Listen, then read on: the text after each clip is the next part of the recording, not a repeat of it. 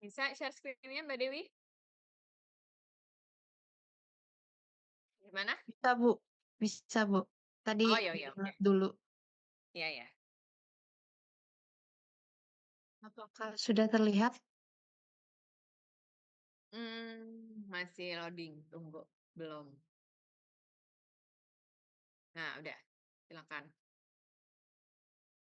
Baik, selamat malam semuanya. Assalamualaikum warahmatullahi wabarakatuh. Saya akan mempresentasikan tugas terkait administrasi kontrak dan aspek hukum dalam konstruksi.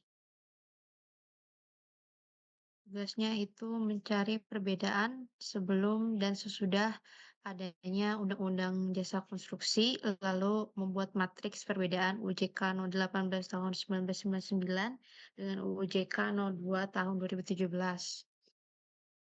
Yang pertama terkait sebelum terdapatnya UJK itu regulasinya masih belum standar. Sebelum adanya OJK ini, aturan mengenai jasa konstruksi belum terpusat dan masih tersebar dalam berbagai peraturan yang belum komprehensif. Lalu pengelolaan konstruksi banyak diatur melalui kebijakan pemerintah atau aturan daerah yang berbeda-beda. Selain itu, kurangnya perlindungan hukum. Belum adanya perlindungan hukum yang jelas bagi pengguna jasa dan penyedia jasa konstruksi. Jika terjadi sengketa dalam proyek konstruksi, penyelesaiannya seringkali tidak memiliki dasar hukum yang kuat. Yang ketiga, terkait kualitas dan keselamatan konstruksi tidak terjamin. Tidak adanya standar nasional dalam jasa konstruksi menyebabkan hasil konstruksi seringkali tidak memenuhi standar kualitas dan keamanan yang baik. Setelah itu, resiko kecelakaan kerja di bidang konstruksi lebih tinggi karena belum adanya regulasi ketat terkait keselamatan dan kesehatan kerja atau K3. Yang keempat, persaingan yang tidak sehat. Tidak adanya aturan yang jelas mengenai kualifikasi dan klasifikasi penyediaan jasa konstruksi menyebabkan persaingan tidak sehat, misalnya monopoli oleh pihak tertentu atau penggunaan tenaga kerja yang kurang kompeten. Lalu sudah adanya UU JK ini, yang pertama itu regulasinya lebih jelas dan terstruktur. Dengan adanya UU JK yang sekarang itu nomor 2 tahun 2017 menggantikan UU nomor 18 tahun 1999 ini, industri jasa konstruksi memiliki aturan yang lebih jelas dan terstandarisasi, lalu menetapkan peran pemerintah sebagai pengawas dalam penyelenggaraan jasa konstruksi. Yang kedua, perlindungan hukum yang lebih kuat. UJK memberikan perlindungan hukum baik kepada penyedia jasa maupun pengguna jasa dalam proyek konstruksi. Jika terjadi perselisihan atau sengketa, telah tersedia mekanisme penyelesaian melalui mediasi, arbitrase, atau jalur hukum lainnya. Ketiga, peningkatan standar keselamatan dan kualitas konstruksi. Standarisasi mutu konstruksi dan penerapan prinsip keselamatan dan kesehatan kerja atau K3 menjadi lebih ketat. Selain itu, sertifikasi tenaga kerja dan badan usaha diwajibkan untuk meningkatkan profesionalisme di sektor konstruksi. Yang keempat, persaingan usaha yang sehat dan berkeadilan. Pemerintah menetapkan aturan terkait klasifikasi dan kualifikasi perusahaan konstruksi, sehingga hanya perusahaan yang memenuhi syarat yang dapat bersaing secara sehat. Lalu adanya kebijakan yang mendorong keterlibatan usaha kecil dan menengah dalam proyek konstruksi. Selanjutnya terkait matriks perbedaan UJK nomor 18 tahun 1999 dan UJK nomor 2 tahun 2017. Di sini ada 28 poin, Bu. Untuk deskripsinya, pertama terkait perbandingan sistematika undang-undang. Sebelumnya itu terdiri hanya ada 12 bab dengan totalnya 46 pasal. Yang sekarang itu terdiri dari 14 bab dan 106 pasal. Lalu terkait asas jasa konstruksi, sebelumnya itu pengaturan jasa konstruksi berlandaskan pada asas kejujuran dan keadilan, manfaat, keserasian, keseimbangan, kemandirian, keterbukaan, kemitraan, keamanan, dan keselamatan demi kepentingan masyarakat, bangsa, dan negara. Untuk OJK nomor 2 tahun 2017 ini, penyelenggara jasa konstruksi berlandaskan pada asas kejujuran dan keadilan, manfaat, kesetaraan, keserahasiaan, keseimbangan, profesionalitas, kemandirian, keterbukaan, kemitraan, keamanan dan keselamatan, kebebasan, pembangunan berkelanjutan, dan wawasan lingkungan. Lalu yang ketiga terkait tujuan penyelenggaraan jasa konstruksi, ini awalnya hanya 3 poin, lalu yang sekarang itu ada 6 poin. Yang berbeda ini di poin yang D, E, F itu menata sistem jasa konstruksi yang mampu mewujudkan keselamatan publik dan menciptakan kenyamanan lingkungan terbangun, lalu menjamin tata kelola penyelenggaraan jasa konstruksi yang baik dan menciptakan integrasi nilai tambah dari 10 tahapan penyelenggaraan jasa konstruksi.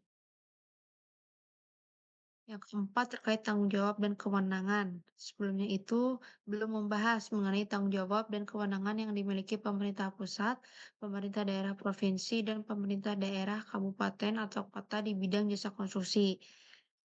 Yang terbaru itu membahas mengenai tanggung jawab dan kewenangan yang dimiliki pemerintah pusat, pemerintah daerah provinsi, dan pemerintah daerah kabupaten atau kota di bidang jasa konstruksi.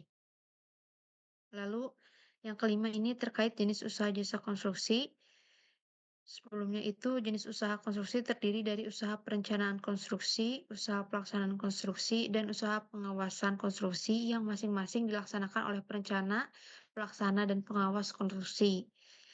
Yang terbaru itu jenis usaha konstruksi meliputi usaha jasa konsultan konstruksi, usaha pekerjaan konstruksi, dan usaha pekerjaan konstruksi terintegrasi. Yang keenam terkait sifat, klasifikasi, dan layanan usaha.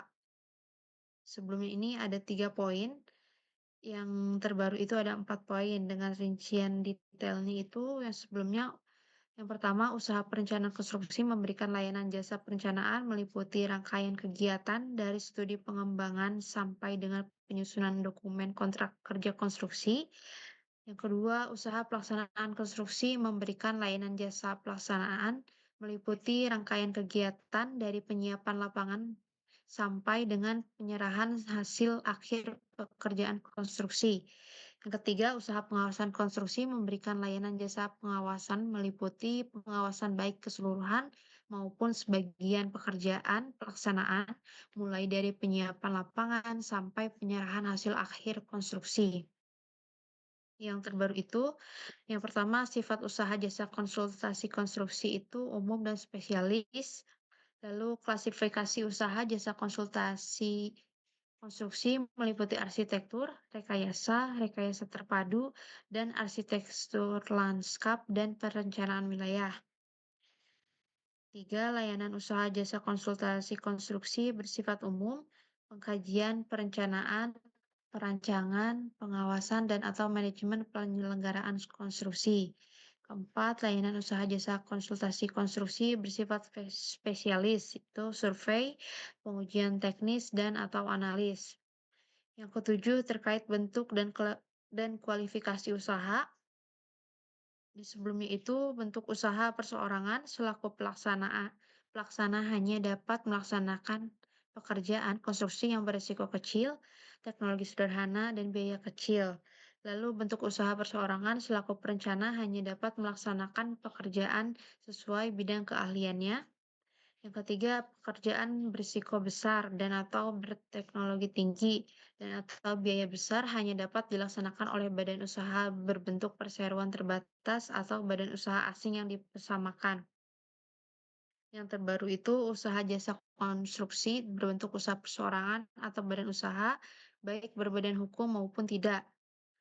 Kedua, kualifikasi usaha bagi badan usaha kecil, menengah, besar dinilai berdasarkan penjualan tahunan, kemampuan keuangan, ketersediaan tenaga kerja konstruksi, kemampuan penyediaan peralatan konstruksi. Yang terakhir itu kualifikasi usaha menentukan batasan kemampuan dan segmentasi pasar usaha. Yang kedelapan terkait segmentasi pasar jasa konstruksi, ini di sebelumnya itu belum membagi segmentasi pasar jasa konstruksi secara jelas. Yang terbaru itu segmentasinya dibagi secara jelas berdasarkan bentuk dan kualifikasi usaha jasa konstruksi. Yang kesembilan terkait persyaratan usaha keahlian dan keterampilan jasa konstruksi, ini sebelumnya perencana, pelaksana, dan pengawas konstruksi berbentuk badan usaha.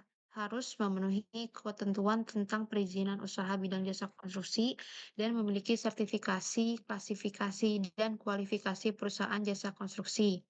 Yang terbaru ini, setiap usaha perseorangan wajib memiliki tanda daftar usaha perseorangan dan setiap badan usaha wajib memiliki izin usaha dan sertifikat badan usaha. Yang ke-10 terkait badan usaha jasa konstruksi asing dan usaha perseorangan jasa konstruksi asing. Sebelumnya ini belum membahas mengenai kewajiban badan usaha jasa konstruksi asing atau usaha perseorangan asing yang melakukan usaha di wilayah. Yang terbaru ini membahas mengenai kewajiban badan usaha jasa konstruksi asing atau usaha perseorangan asing yang melakukan usaha di wilayah Indonesia. Yang ke-11 terkait pengembangan usaha jasa konstruksi. Sebelumnya ini ada 4 poin, yang terbaru itu ada 2 poin dengan detailnya usaha yang pertama ini, usaha perencanaan dan pengawasan konstruksi dikembangkan ke arah usaha yang bersifat umum dan spesialis. Usaha pelaksanaan konstruksi dikembangkan ke arah usaha yang bersifat umum dan spesialis dan perseorangan yang berketerampilan kerja. Pengembangan usaha jasa konstruksi diperlukan dukungan melalui peningkatan akses terhadap sumber pendanaan serta kemudahan persyaratan dalam pendanaan. Yang terakhir, pengembangan jenis usaha pertanggungan untuk mengatasi resiko yang timbul dan tanggung jawab hukum kepada pihak dalam pelaksanaan pekerjaan konstruksi atau akibat dari kegagalan bangunan. Yang terbaru ini, 2 poin itu yang pertama, pengembangan jenis usaha jasa konstruksi dapat dilakukan melalui usaha penyediaan bangunan gedung dan usaha penyediaan bangunan sipil. Yang kedua, usaha penyediaan bangunan dibiayai melalui investasi yang bersumber dari pemerintah pusat, pemerintah daerah, badan usaha, dan atau masyarakat. Ke-12 terkait pengembangan usaha berkelanjutan. Sebelumnya ini belum membahas mengenai pengembangan usaha berkelanjutan.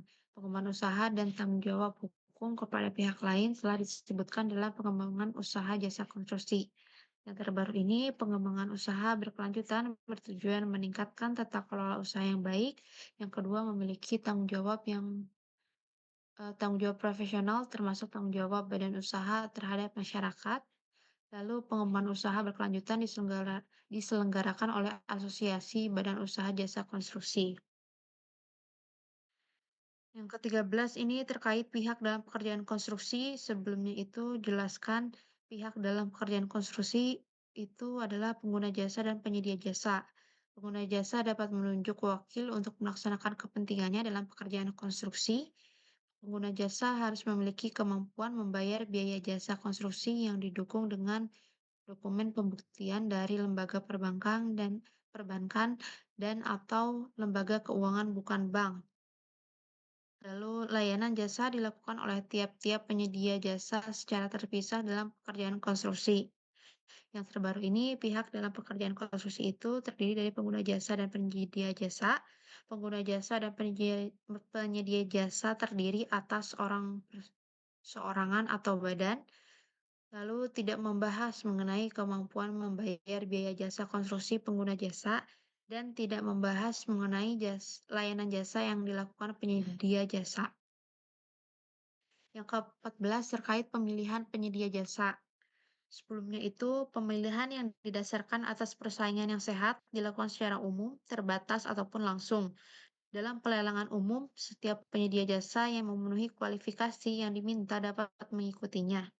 Lalu pemilihan penyedia jasa harus mempertimbangkan kesesuaian bidang, keseimbangan antara kemampuan dan beban kerja, serta kinerja penyedia jasa. Yang terbaru ini, pemilihan penyedia jasa menggunakan sumber pembiayaan dari keuangan negara dilakukan dengan cara tender atau seleksi, pengadaan secara elektronik, penunjukan langsung, dan pengadaan langsung sesuai dengan ketentuan peraturan perundang-undangan. Lalu pemilihan penyedia jasa dan penetapan penyedia jasa dalam pengikatan hubungan kerja jasa konstruksi dilakukan dengan mempertimbangkan kesesuaian antara bidang usaha dan ruang lingkup pekerjaan, kesetaraan antara kualifikasi usaha dan beban kerja, serta kinerja penyedia. 3. Jasa pengalaman menghasilkan produk konstruksi sejenis. Lalu yang ke-15 terkait kontrak kerja konstruksi. Sebelumnya itu kontrak kerja konstruksi sekurang-kurangnya harus mencakup uraian mengenai para pihak, rumusan pekerjaan, masa pertanggungan dan atau pemeliharaan, tenaga ahli, hak dan kewajiban, cara pembayaran, cedera janji, penyelesaian perselisihan, pemutusan kontrak kerja konstruksi, keadaan memaksa, kegagalan bangunan, perlindungan pekerja, dan aspek lingkungan. Yang terbaru itu paling sedikit harus mencakup uraian mengenai para pihak, rumusan pekerjaan, masa pertanggungan, hak dan kewajiban yang setara, penggunaan tenaga kerja konstruksi, cara pembayaran, uang prestasi, penyelesaian perselisihan, pemutusan kontrak kerja konstruksi, keadaan memaksa, kegagalan bangunan, perlindungan pekerjaan, perlindungan terhadap pihak ketiga selain para pihak dan pekerja, aspek lingkungan, jaminan atas resiko yang timbul, dan tanggung jawab hukum kepada pihak lain dalam pelaksanaan pekerjaan konstruksi atau akibat dari kegagalan bangunan, dan pilihan penyelesaian sengketa konstruksi. Lalu yang ke-16 terkait penyediaan jasa dan subpenyedia jasa. Sebelumnya ini belum diatur terkait kewajiban menyerahkan hasil pekerjaannya. Lalu yang terbaru itu dalam penyelenggaraan jasa konstruksi, penyedia jasa dan atau subpenyedia jasa wajib menyerahkan hasil pekerjaannya secara tepat biaya, tepat mutu, dan tepat waktu sebagaimana tercantum dalam kontrak kerja konstruksi.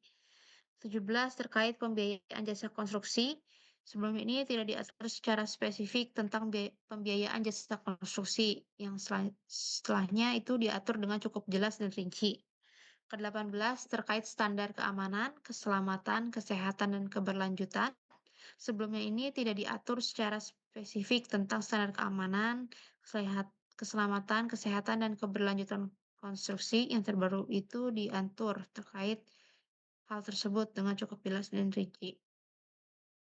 19 terkait kegagalan bangunan. Sebelumnya ini ada 3 poin. Yang pertama, pengguna jasa dan penyedia jasa wajib bertanggung jawab atas kegagalan bangunan. Kegagalan bangunan yang menjadi tanggung jawab penyedia jasa ditentukan terhitung sejak penyerahan akhir pekerjaan konstruksi dan paling lama 10 tahun. Lalu kegagalan bangunan ditetapkan oleh pihak ketiga selaku penilai ahli.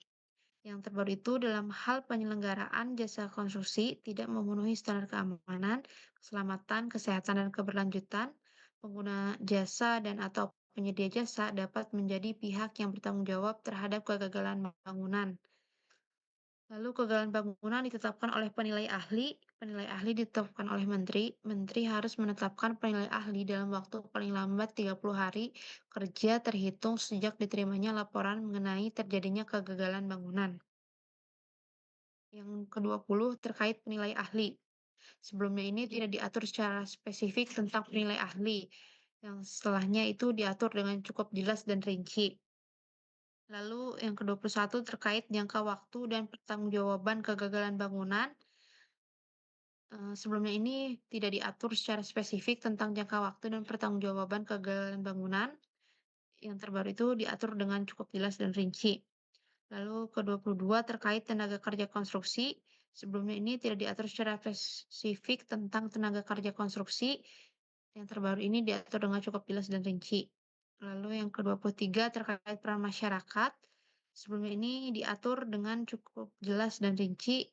Setelahnya menggunakan istilah partisipasi masyarakat. Yang ke-24 terkait pembinaan. Sebelumnya ini pemerintah melakukan pembinaan dalam bentuk pengaturan, pemberdayaan, dan pengawasan. Yang terbaru itu pemerintah melakukan pembinaan dalam bentuk penetapan pedoman, penyelenggaraan kebijakan, pemantauan dan evaluasi, penyelenggaraan pemberdayaan. Yang ke-25 terkait penyelesaian sengketa. Sebelumnya ini sengketa yang terjadi dalam kontrak kerja konstruksi diselesaikan dengan prinsip dasar musyawarah untuk mencapai kemufakatan. Yang setelahnya itu sengketa yang terjadi dalam kontrak kerja konstruksi diselesaikan dalam prinsip dasar musyawarah untuk mencapai kemufakatan, dan tahapan upaya penyelesaian sengketa sebagaimana dimaksud pada ayat 2 itu meliputi mediasi, konsiliasi, dan arbitrase. Ke-26 terkait sanksi. Sebelumnya ini tidak diatur secara spesifik tentang sanksi pihak-pihak yang terlibat dalam pekerjaan konstruksi dan menjelaskan tentang akibat, hukuman, dan denda akibat sanksi. Setelahnya itu mengatur secara spesifik tentang sanksi pihak-pihak yang terlibat dalam pekerjaan konstruksi dan tidak menjelaskan tentang akibat, hukuman, dan denda akibat sanksi. Yang ke-27 terkait ketentuan peralihan. Sebelumnya itu, ketentuan peraturan perundang-undangan yang mengatur kegiatan jasa konstruksi yang telah ada sepanjang tidak bertentangan dengan undang-undang ini dinyatakan tetap berlaku sampai diadakan peraturan pelaksanaan yang baru dari undang-undang ini. Yang kedua, penyedia jasa yang telah memperoleh perizinan sesuai dengan bidang usahanya dalam waktu 1 tahun, menyesuaikan dengan ketentuan undang-undang ini, terhitung sejak diundangkannya. Yang terbaru itu lembaga yang dibentuk berdasarkan peraturan pelaksanaan dari UU nomor 18 tahun 1999. Ini Lembaran Negara Indonesia tahun 1999 nomor 54, tambahan Lembaran Negara Republik Indonesia nomor 3833 tetap menjalankan tugas sertifikasi dan registrasi badan usaha dan tenaga kerja konstruksi sampai dengan terbentuknya lembaga sebagaimana dimaksud dalam undang-undang ini. Yang terakhir nomor 28 terkait ketentuan penutup. Sebelum ini dijelaskan penyedia jasa yang telah memperoleh perizinan sesuai dengan bidang usahanya dalam waktu 1 tahun menyesuaikan dengan ketentuan dalam undang-undang ini terhitung sejak diundangkannya. Lalu undang-undang ini memulai berlaku 1 tahun terhitung sejak diundangkannya. Yang terbaru, Undang-Undang Nomor 18 Tahun 1999 dicabut dan dinyatakan tidak berlaku. Setelah itu, peraturan pelaksanaan dari undang-undang ini harus ditetapkan paling lama 2 tahun terhitung sejak undang-undang ini diundangkan. Undang-undang ini mulai berlaku pada tanggal diundangkan. Sekian, Bu, eh, hasil dari tugas saya. Mohon maaf atas kekurangannya. Wassalamualaikum warahmatullahi wabarakatuh. Waalaikumsalam warahmatullahi wabarakatuh. Terima kasih Mbak Dewi. Jadi baca ya Mbak Dewi ya? Iya, Bu. Iya. Mau nggak mau jadi baca ngantuk nggak tuh bacanya kemarin? Bikin tugasnya? Iya, Bu. Harus Lumayan detail. ya? Ya Iya. kan, satu-satu benar-benar harus dilihat ya. Itu, ngedownload satu-satu nggak tuh si, UJK-nya? Saya cari yang udah rangkumannya sih, Bu. Udah jadi rangkuman, tapi udah pernah Iya. baca langsung belum undang-undangnya? Kalau undang-undang yang detailnya belum baca, Bu. Nah, itu harus dicoba baca ya.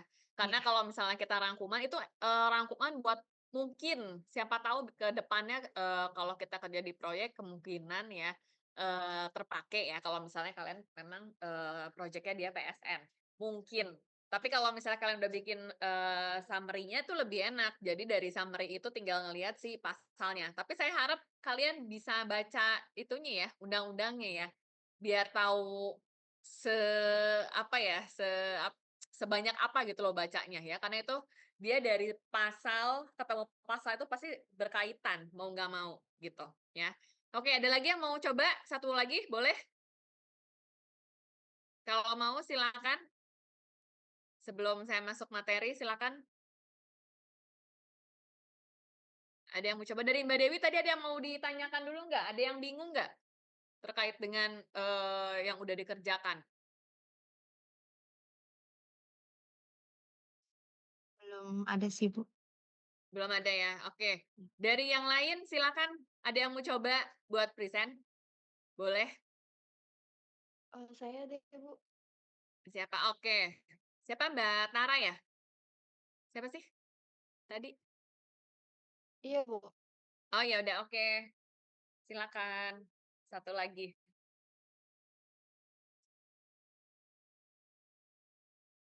Tapi ini udah kayak rangkuman gitu nggak apa-apa, Bu? Rangkuman juga, tapi ada yang beda nggak dari yang Mbak Dewi tadi? Beda sih, Bu. Ya udah, silakan.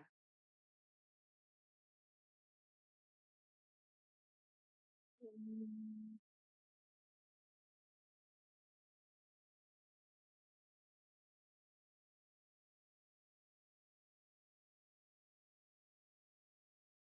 Bener, Bu. Mmm.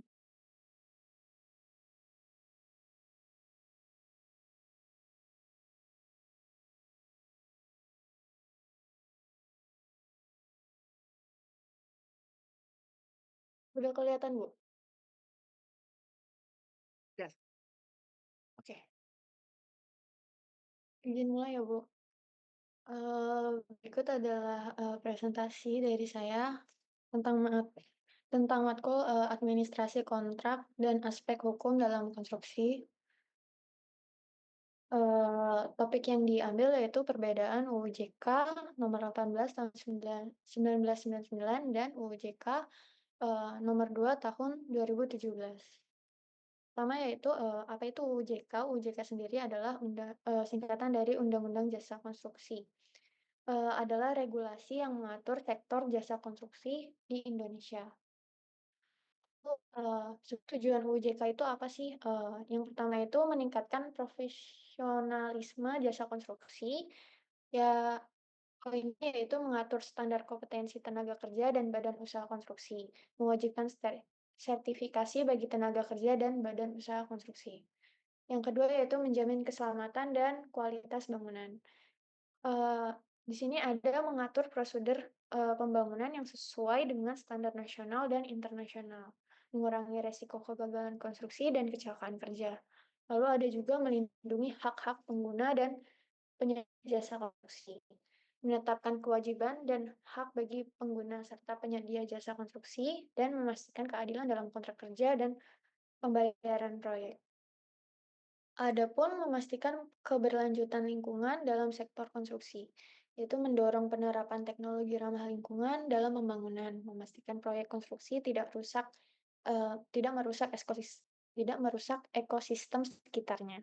Yang kelima yaitu meningkatkan daya saing industri konstruksi nasional, mempermudah akses ke pasar global dengan regulasi yang lebih kompetitif, mengurangi dominasi perusahaan asing melalui kebijakan kemitraan dengan perusahaan lokal.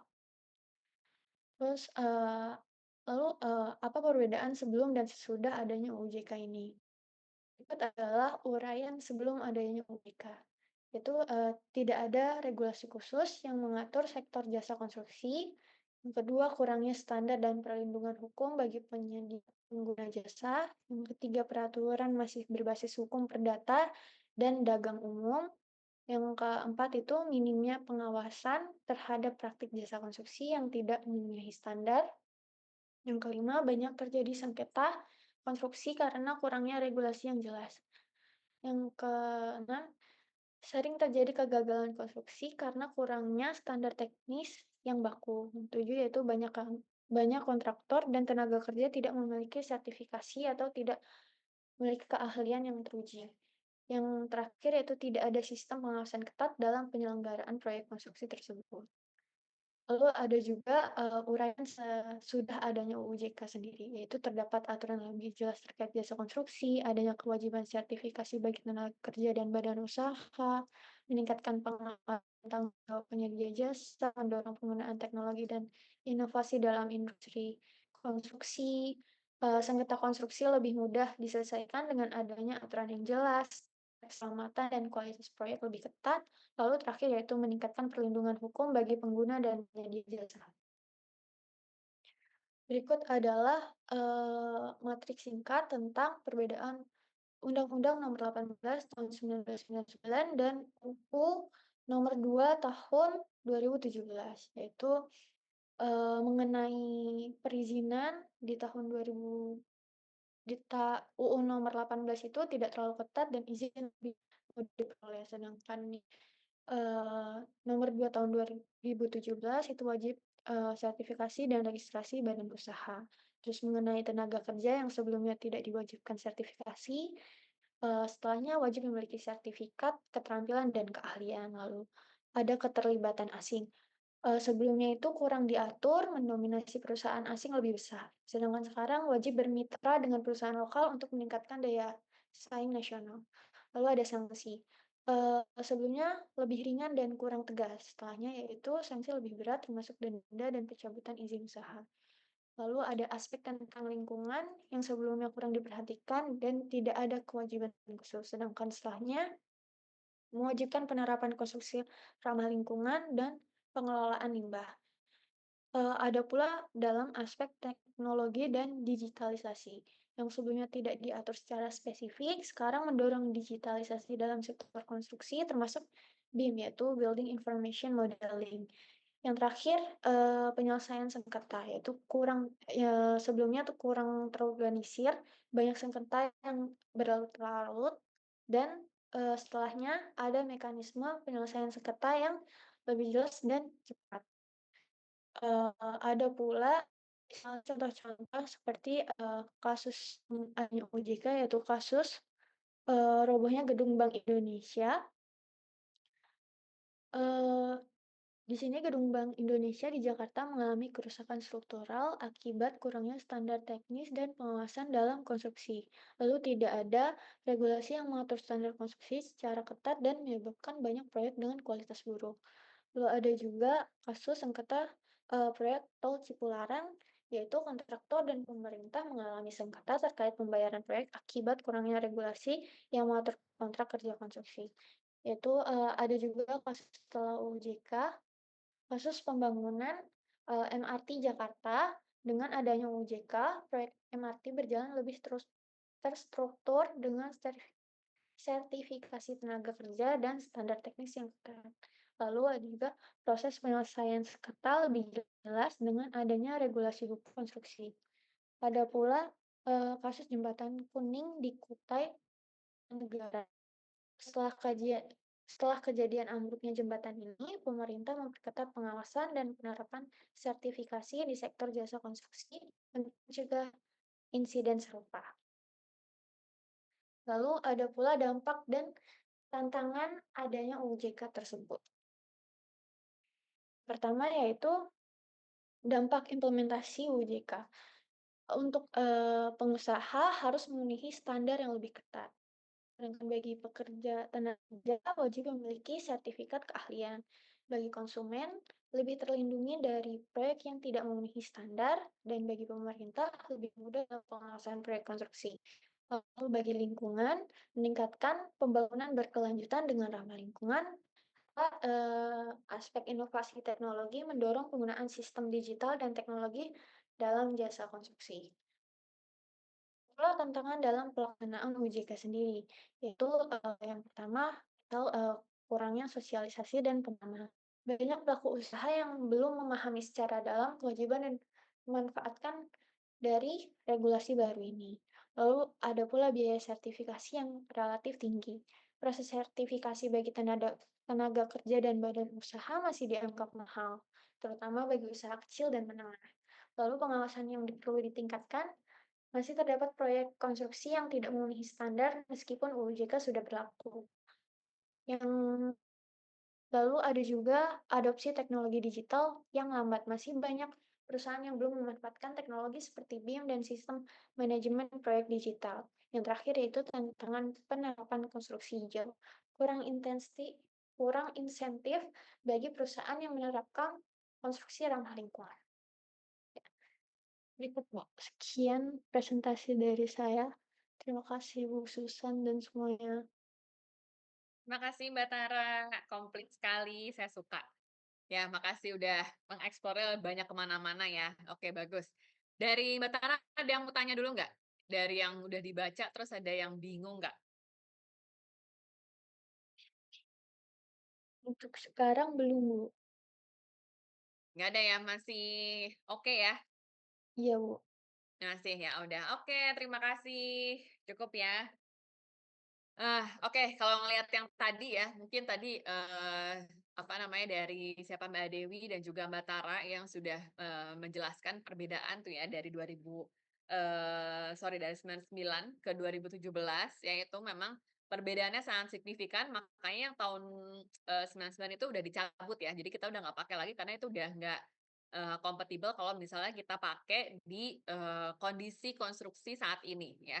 Pada saat itu aja, itu kalau kita lihat tadi ya dari presentasinya Mbak Tara, itu masih banyak project yang memang, apa ya, perselisihan tuh banyak banget lah ya. Artinya dalam hal sengketa itu artinya klaimnya itu tuh dia sangat tinggi ya. Kondisi perselisihan akibat dari dari klaimnya aja ya, dari klaimnya itu sangat tinggi kayaknya, minggu lalu saya pernah sampaikan juga, tahun 2010, 2011 itu, kondisi Indonesia yang lagi gencar-gencarnya banyak high rise building, itu banyak kerugian. Entah BUMN atau dia perusahaan swasta itu banyak kerugian ya, karena memang secara aturan tuh kita juga, kemana-mana lah ya, itu udah bener-bener itu setiap perusahaan, entah kontraktor ataupun dari owner, itu semuanya beda-beda, ya persepsi semua beda-beda dan juga aturannya dibuat sendiri gitu. Jadi nggak ada yang ada mungkin bisa ngelihat ke peraturan, nomor 18 tadi, tapi memang itu udah nggak bisa dipakai pada saat memang banyak kondisi atau permasalahan yang terjadi di lapangan ya. Termasuk terkait dengan K3 ya. K3 itu juga, tidak sedetail yang saat ini ya. Apalagi yang tahun 2000 berapa ya, 17 ya, 17-an atau ke-18 itu kan sempet ya kita project di daerah Jakarta, Jabodebek ini, Jabodetabek malah ya, banyak kondisi kecelakaan kerja ya. Bahkan dari ada third party, artinya ada, banyaknya orang-orang luar ya, di luar dari pihak owner dan kontraktor yang mereka akhirnya kecelakaan juga, lagi jalan naik motor, terus udah gitu tiba-tiba betonnya jatuh misalnya ya, terus udah gitu, kena kena apalah segala macam reruntuhan dari si project. Makanya dari situ, secara regulasi dan juga terkait dengan K3-nya juga itu, Indonesia akhirnya pemerintah memperbarui si peraturan tersebut ya, itu salah satunya dan juga, bukan berarti 17 itu udah yang, apa ya, udah bener-bener nggak ada masalah ya. Tadi kalau kita lihat yang Batara tadi juga di situ masih banyak tantangan yang ada, karena memang, di 17 misalnya salah satunya terkait dengan, badan usaha ya, badan usaha itu memang harus ada sertifikasi, artinya certified nggak sih, entah dia independen ya, ataupun dia company ya, badan usaha, perusahaan apa segala macam, apakah mereka sertified atau enggak. Kita mau melakukan sertifikasi aja dan itu harganya mahal, memang, ya, itu mahal ya. Saya juga kita semua kali ya, kita mau, pakai sertifikasi udah minimal sekarang berapa? 5 juta ya minimal ya, kayaknya udah lebih 5 juta ya, rata-rata udah kurang lebih 10 juta, iya. Mau ahli apa minimal udah 10 juta. Kalau kita mau masuk project management, ya, mau yang lokal aja dia udah terakhir saya 2016 aja harganya 15. Itu untuk ahli project management, manajemen proyek Indonesia itu yang lokal. Kalau kita mau pakai yang PMP ya, mau pakai yang PMI, ya kan, mau pakai yang internasional itu udah minimal 20 juta gitu. Terus mau ahli apa, ahli ahli QS, ahli segala macam lah ya, itu juga lumayan harganya ya. Terus udah gitu kalau belum lagi misal pada saat kita ujian belum tentu lulus, misalkan bisa jadi ya. Saya pernah ikutan ahli itu tahun berapa, sampai akhirnya 2 kali, ngikut yang 2 kali baru bisa lulus gitu. Jadi lumayan, dengan harga yang tinggi, terus udah gitu, nggak lulus pula gitu kan. Pada saat ujiannya nggak lulus, wah itu, sayang juga gitu ya. Jadi, sekarang itu nggak cuma dari lokal ya, buat saya sebenarnya pada saat mungkin kita punya, apa namanya, lebih ya, punya kelebihan, ada uang lebih lah ibaratnya, itu memang, sertifikasi itu memang sangat diperlukan sebenarnya saat ini ya, kalau kita di konstruksi. Entah mau lokal atau mau dari luar, sekarang luar juga banyak ya, menurut saya udah bagus-bagus juga, sangat bagus lah itu. Itu malah lebih bisa kita pakai kemana mana ya. Jadi, kalau bisa memang kita sekarang, udah maksudnya kalau misalnya kita dengan cuma embel-embel ST gitu ya, bahkan anak fresh graduate sekarang ya, kalau yang anak-anak reguler, mereka juga udah lebih sulit kalau misalnya mereka cuma mengandalkan, lulusan ST gitu, tanpa ada, apa namanya, sertifikasi, misalnya keahlian apa. Jadi punya skill, jadi ada value added buat, kondisi karena kita apa, kompetitor makin banyak gitu ya, sangat, inilah, competible-nya banyak banget gitu ya bersaingnya, makanya kalau tanpa itu kayaknya agak sulit kalau nggak ada skill. Skill itu banyak, misalnya entah negosiasi, ya klarifikasi, ahli kontrak, ahli apa segala macam ya. Oke, ahli kontrak di Indonesia masih belum ya, kalau nggak ada, cuma, eee, ini masih ada sebenarnya, under ada namanya SQS itu dulu, konsultan sebelum saya di sini ya. Saya di situ dulu, itu memang lagi merancang ada ahli kontrak. Ahli kontrak tuh macam-macam ya, ada ahli kontraknya, terus ada ahli QS-nya, terus ada ahli terkait dengan macam-macam ya, ada dokumen tender atau apa segala macam ya. Karena memang nanti QS itu macam-macam, nggak cuma ngitung aja ya. Itu bisa masuk ke situ. Cuma memang itu under nanti BNSP ya. Kalau selain itu ada juga, tapi menurut saya kayaknya lebih umum legalnya gitu ya. Kalau mau lagi lebih baiknya ke luar ya. Ahli fidik sekalian atau ahli kontrak itu ada di RICS ya, apa Singapura atau Malaysia ataupun ke UK gitu. Oke, saya mau lanjut share ya. Ada yang mau tanya dulu? Silakan kalau ada yang mau tanya dulu boleh ya, kita langsung discuss saja. Ada Bu, izin. Jadi boleh, Oh, silakan. kalau saya baca di UU JK tahun 2017 kan di bab 5 itu ada Bu, ada regulasi Mm-mm. terkait kewajiban penyedia jasa untuk menyiapkan jaminan-jaminan pada saat pelaksanaan. Ya, Ibu ya. Bu, kalau misalnya nih Bu, di tengah masa konstruksi tiba-tiba jaminan uang muka dan jaminan pelaksanaan kita expire Bu. Terus kita lupa untuk extend. Kemudian tagihan MC kita ditahan oleh MK sebagai perwakilan owner. Itu secara aspek legal gimana Bu? Apakah kita berhak komplain atau memang kita kalah nih? Itu oke. aja sih Bu yang saya tanya. Terkait dengan performance bond atau dia advance payment bond ya, Iya gitu. Bu. Jaminan uang muka atau dia jaminan pelaksanaan. Sekarang gini, pada saat dia yang dari Mas Adi mati, artinya jangka waktunya udah nggak sesuai dengan kontrak ya? Iya, kan kita dapat EOT gitu Bu ya. Dapat EOT karena Hmm, banyak problem oke. ya. Mungkin dari order Berarti juga dari ada kita juga gitu.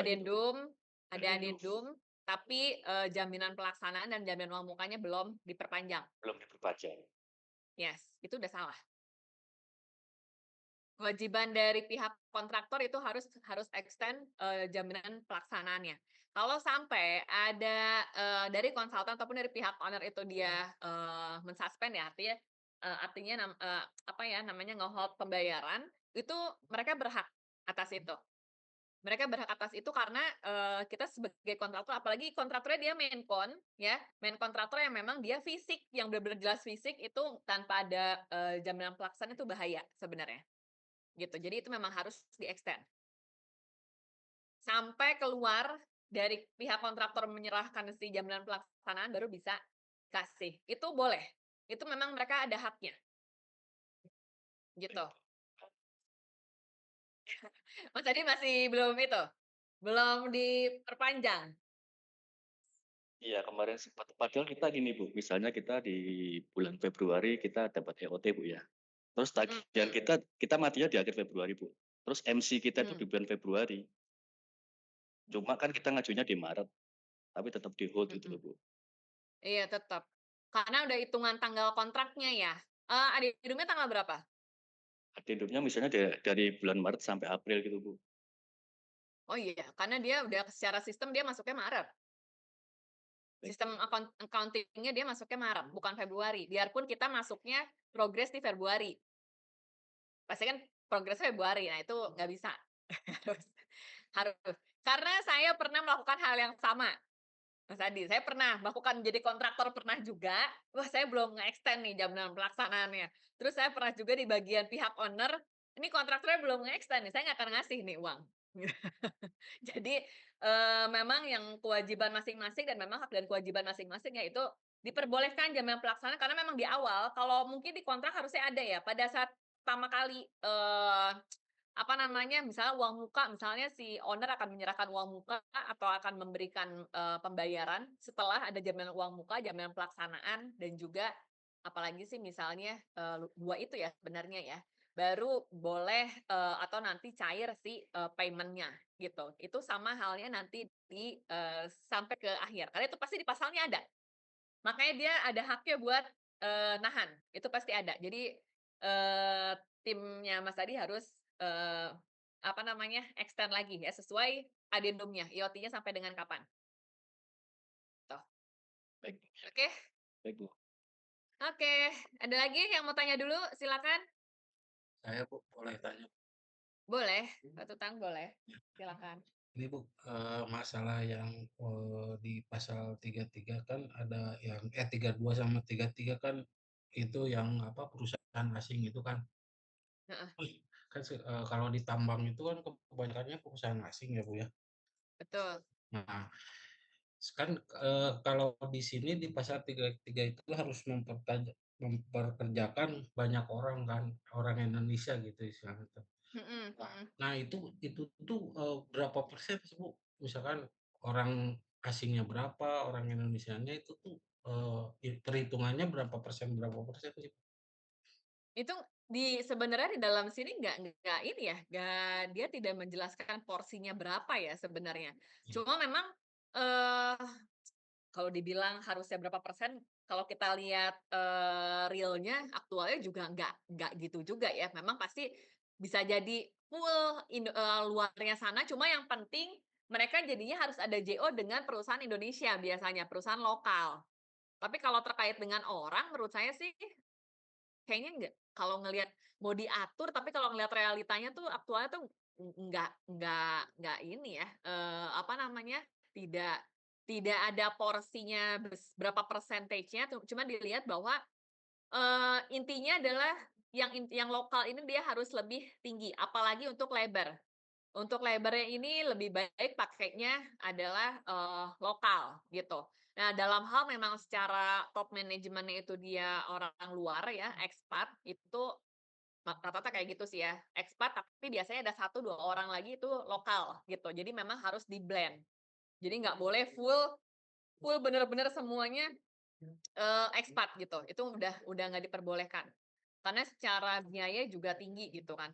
Tapi kalau saya lihat juga misalnya ada satu perusahaan saya ngelihat di perusahaan Patimban itu juga ya isinya juga orang Jepang ya, orang Jepang semua, cuma memang dia lebih ke top manajemen sih sampai dengan manajer dia baru ngeblend tapi atasnya tuh dia sampai PM-nya itu adalah, orang sana, tapi dia harus tetap ada, misalnya yang di lapangan ya, PM-nya dia orang ekspat, terus udah gitu, wakilnya orang kita, gitu. Karena nggak boleh full sana. Kenapa? Karena, mereka mungkin tidak memahami regulasi di kita. Jadi memang harus ada yang, bisa tahu ya, bisa nge-backup kondisi di Indonesia itu seperti apa, gitu. Kayak gitu, Pak Tutang.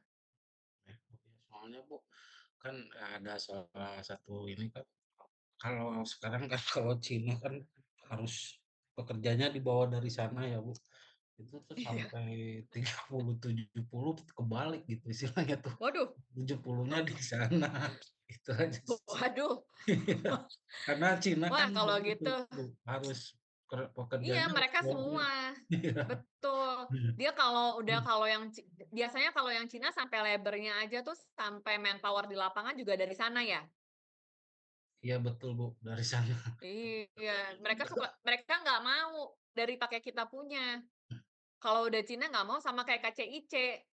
Dulu kan KCIC isinya ya Cina semua tuh, dari sana semua. Nyampe, apa, Jembatan Suramadu, apa segala macem, nyampe mereka tuh sama sekali saya nggak nemu orang Indonesianya, bahkan nyampe mereka tuh kerja cuma pakai, apa namanya, nggak pakai baju gitu ibaratnya, gitu. Jadi mereka udah bener-bener nggak boleh ada orang Indonesia masuk. Mereka atasnya tuh dia udah nggak percaya sama orang kita gitu, karena lama katanya dan banyak banyak ono ininya gitu. Jadi mereka lebih percaya sama, mereka punya gitu. Cuma harusnya kalau 30-70 agak susah ya itu. Masalahnya KCIC kemarin juga malah full, itu Cina semua, gitu. Itu agak susah. Cuma dari Pak Totan itu, top manajemennya masih banyak lokalnya? Waktu kan kalau sekarang sih udah terbalik ya, Bu, kalau waktu dulu masih itu top levelnya semua dari PM sampai manajernya itu orang asing semua.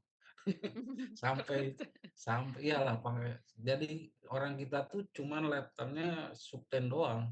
Kalau manajer ke nah, atas di udah lapangan doang ya? iya Yang disuruh-suruh itu mah. iya iya makanya. Yang disuruh doang, dijajah, udah disuruh budaknya di lapangan. Tapi sekarang akhirnya udah banyak yang lokal? Sekarang karena udah dibeli sama lokal juga sih, Bu, kalau sekarang udah Oh, karena udah ini ya, sahamnya udah heeh, ada yang lokalnya ya, mau nggak jadi mau ya.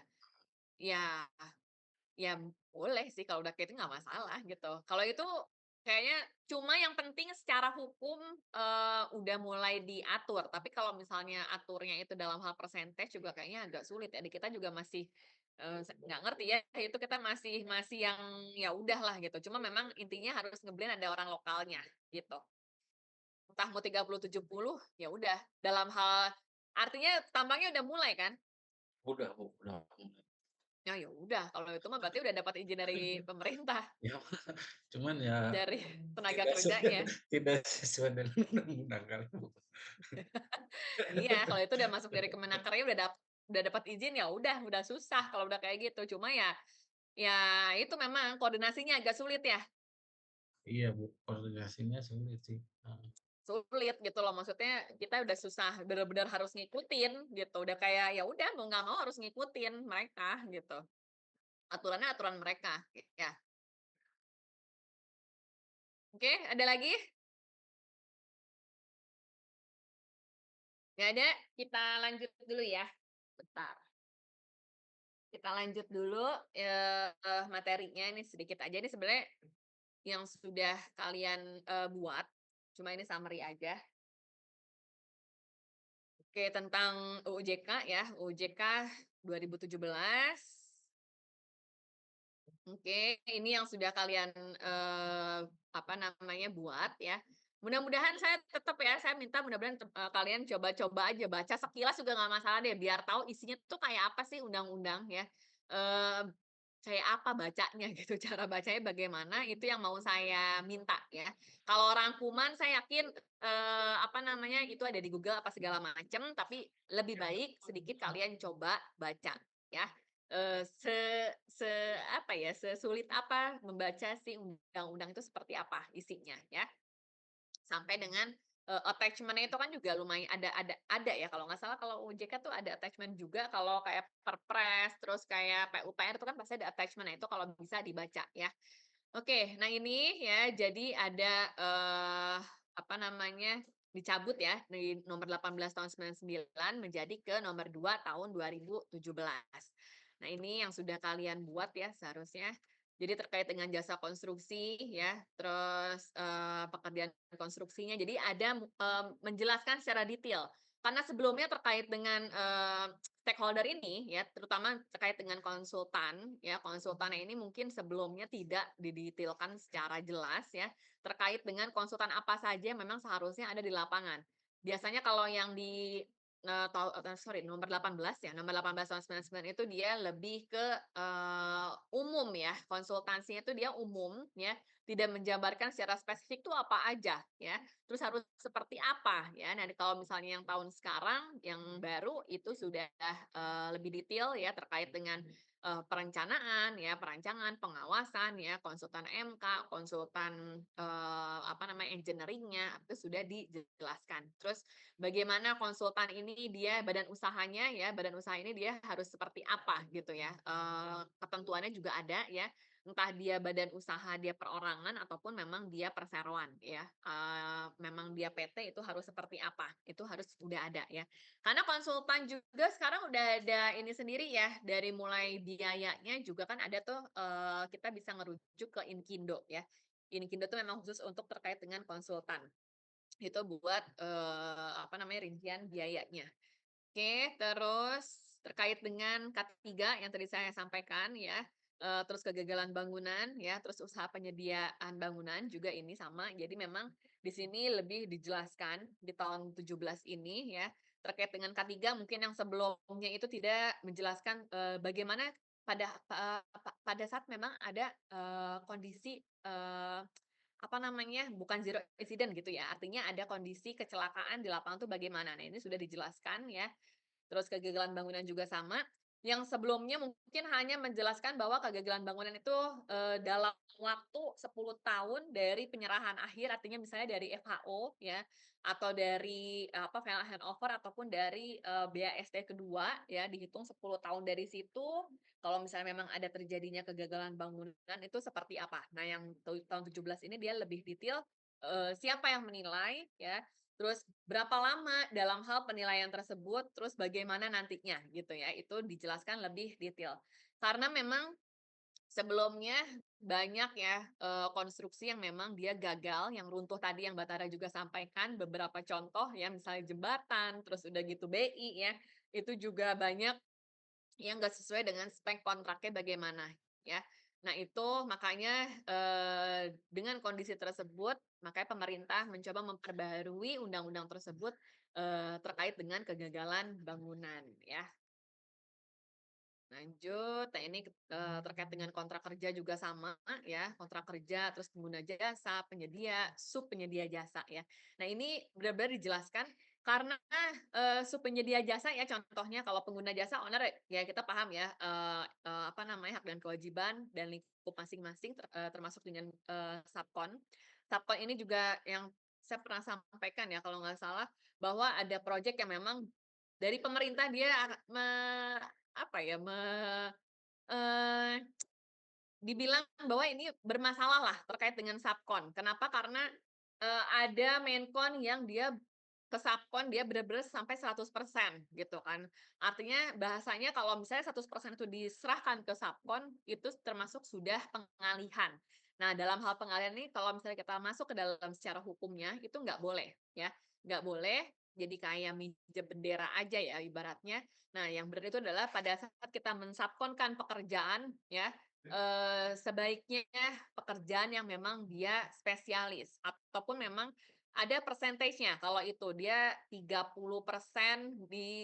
disubkonkan ke, subkon tadi ya, itu diperbolehkan dan itu biasanya di awal pada saat di proses tender itu si calon kontraktor dia harus menyampaikan, ada beberapa subkon major yang akan nanti bekerja di, yang kemungkinan akan bekerja di, pada saat nanti di lapangan gitu ya, under si Menkonnya, itu harus disampaikan. Jadi pekerjaan apa aja yang bakalan nanti kita subkonkan ya.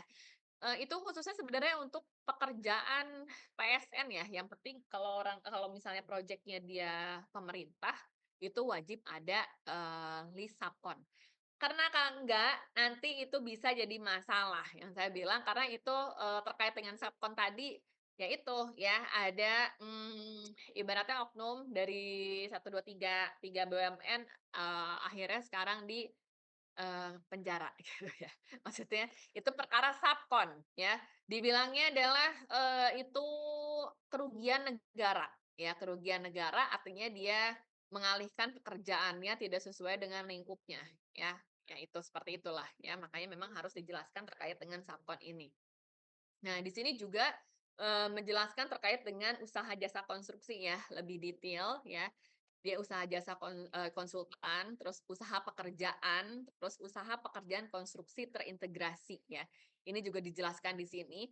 Sebenarnya di dalam si undang-undang tadi itu, dia menjelaskan ada terkait dengan integrasi ya, tapi tidak detail ya, yang saya bilang bahwa integrasinya ada, dia memang ada rancang bangun ya, artinya design and build, terus udah gitu rekayasa pengadaan pelaksanaan. Kan ini EPC ya, dia design and build dan nomor 2 ini adalah EPC. Dia menjelaskan tapi lebih hanya ke, pengertian ya, pengertian, tapi tidak menjelaskan bagaimana nomor 2 ini di pelaksanaannya bagaimana, implementasinya bagaimana. Kalau nomor 1 ini udah ada nih, nomor 1 udah ada di PUPR ya, PUPR nomor nomor 1 ya tahun 2020 saya lupa ya, iya 2020 kalau nggak salah atau nomor 25 saya lupa yang paling terbarunya, itu terkait dengan design and build ya, karena memang di kita kemarin udah mulai banyak, pembangunan infrastruktur yang di mana infrastruktur kita kan pakainya adalah kontraknya design and build. Makanya pemerintah mengeluarkan, design and build tadi. Cuma untuk nomor 2 inilah yang sampai dengan saat ini nggak ada ya. Saya juga nggak ngerti, jadi tuh EPC itu masih ngomongnya, ini under mana? Apakah under PU? Kan bukan PU. Apakah karena bukan PU karena dibilang bukan PU karena ini proyeknya adalah terkait dengan tambang, terkait dengan energi, ya, terkait dengan, ya minyak dan gas misalnya. Jadi dia nggak nyambung kalau masuknya PU. Oke, masuknya SDM, tapi kan belum tentu juga ESDM gitu loh. Jadi ini tuh kayak masih bingung, masuk ke dalam under mana dia ya, siapa yang bertanggung jawab terkait dengan proyek EPC. Terus ada lagi bilang bahwa ini masuknya ke, industri ya, masuknya ke industri. Jadi EPC ini masuknya ke industri karena Bisa jadi industri terkait dengan kalau SDM bisa jadi ada EPC terkait dengan bikin bikin misalnya ya pabrik bulog gitu. Artinya bukan SDM ya, masuknya adalah industri. Nah, kayak gitu-gitu. Jadi sampai dengan saat ini saya nggak ngerti jadinya tuh nggak dibikin-bikin ya. Itu saya pernah sampai bahas juga ya sama orang-orang LKPP sama Bina Konstruksi ya, apa namanya, ini kita gimana, terkait dengan EPC kita di Indonesia gitu ya. Sampai dengan saat ini artinya masih belum ada, detailnya seperti apa ya. Jadi masih simpang siur kemana-mana lah. Oke, nah ini ya, jadi di sini sudah dijelaskan terkait dengan klasifikasinya bagaimana, terus layanan usahanya itu juga harus seperti apa. Nah, karena ini di sini ya, ada diklasifikasikan karena memang nanti pada akhirnya dia harus ada, nah ini persyaratan usaha jasa konstruksi ya. Dari klasifikasi tadi dia dikatakan qualified itu ada standar sertifikasinya ya. Dia punya sertifikatnya. Dikatakan dia qualified artinya dia bersertifikasi ya. Jadi memang sudah diklasifikasi masing-masing ya tadi apa namanya badan usahanya. Terus sudah gitu dari sini makanya kita bisa tahu apa saja nanti sertifikasi yang akan dikeluarkan ya atau akan dibuat oleh pemerintah gitu. Nah, ini juga ada ya persyaratan usaha jasa konstruksi. Jadi memang ini sudah wajib ya sekarang. Makanya kalau zaman dulu ya, kalau zaman dulu itu suka suka ngelihat ya tender-tender zaman dulu itu sebelum ini atau sebelum 17 ada yang bahasanya kalau tender dia minjem sertifikat ya. Minjem sertifikat orang, minjem CV lah ya, ibaratnya ya gitu kan. Jadi bahkan misalnya dari saya, saya pernah gini soalnya saya pernah ngelihat sampai akhirnya bermasalah bahwa sertifikat saya misalnya ya, sertifikat orang itu ya dipakai di proyek di mana saya nggak tahu lah, misalnya di daerah timur misalnya. Nah, pada saat dia mau tender yang beneran yang dia punya, terus udah gitu sudah dibilangnya bahwa ini sudah dipakai di proyek yang mana, banyak gitu. Sedangkan dia nggak pernah merasa itu gitu. Nah, artinya CV dia dan sertifikatnya dia itu jadinya tersebar kemana-mana kayak gitu ya. Nah, makanya sekarang kayaknya udah nggak boleh pada saat memang satu sertifikat itu satu orang yaitu satu project gitu. Jadi nggak boleh dipakai lagi ke sana sini. Sekarang udah kelihatan ya. Kalau sertifikasinya dia memang under LPJK ya kan? LPJK ya sekarang LPJK kan sekarang udah pusat ya. Nah, itu dia sudah terregister ya misalnya satu ahli apa dia masuk ke dalam udah terregister bahwa orang ini lagi di project A gitu. Itu udah langsung kelihatan ya, bisa dilacak kayak gitu ya dari nomor itunya ya, nomor sertifikatnya itu. Oke, nah ini ya masuk persyaratan usaha jasa konstruksi masih di sini dia harus ada SBU-nya ya, yaitu bukti pengakuan kompetensi badan usaha sesuai klasifikasi dan kualifikasi usaha di bidang jasa konstruksi ya. Nah, ini jadi ada penerbitan sertifikat badan usaha ya. Oke, ini namanya SBU ya, di mana SBU ini adalah dibuat oleh sama si LPJK, Lembaga Pengembangan Jasa Konstruksi. Kalau dulu LPJK itu dia di masing-masing daerah ya, LPJK DKI, terus macam-macam lah. Sekarang LPJK ini udah di pusat gitu. Kata orang masuk LPJK sekarang udah agak sulit ya bikin sertifikatnya karena memang mau dari daerah mana dia tetap harus ke pusat ya, ke PU artinya. Oke. Nah, ini di sini juga dijelaskan terkait dengan pengembangan jasa konstruksi. Ya, jadi di sini ada usaha jasa konstruksi, ada konsultannya, kontraktor, ya, terus terintegrasi ya. Dari sini ya pengembangan dari mulai usaha penyediaan bangunan, terus ada terkait dengan investasi juga ini yang tadi disampaikan ya sama teman-teman. Investasi bersumber dari ada pemerintah pusat, daerah, badan usaha ataupun masyarakat ya. Terus ini ada usaha penyediaan bangunan gedung atau dia sipil. Ini karena memang dia undernya PU ya, gitu. Oke, terus lanjut. Oke, di pasal 38 sampai 58. Oke, ini masih terkait dengan penyelenggaraan jasa konstruksi ya. Ini usaha jasa konstruksi, di sini ada usaha penyedia bangunan. Kalau usaha jasa dia bisa dikerjakan sendiri atau memang ada pengikatan jasa konstruksi, ini juga sama ya. dikerjakan sendiri ataupun memang ada perjanjian penyediaan bangunan. Jadi dijelaskan juga. Lalu ada pengikatan jasa konstruksi. Oke, ini ya pengikatan artinya antara pengguna jasa dan juga dia penyedia jasa.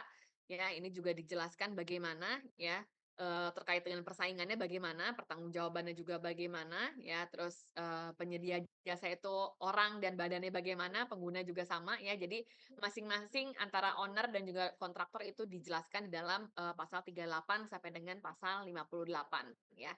Sampai dengan nanti bagaimana dia melakukan tendernya pada saat nanti project ya. Terus nah kontrak kerja juga sama, ini dijelaskan di pasal 46 ya. Jadi hubungan antara pengguna jasa dan juga owner dan kontraktor yaitu seperti apa ya di dalam kontraknya itu harus bagaimana ya. Wah, saya udah langsung tugas aja ya. Udah tugas aja. Ya udah. Oke, sampai sini ada yang mau tanya? Ini kita masih terkait dengan UU JK ya.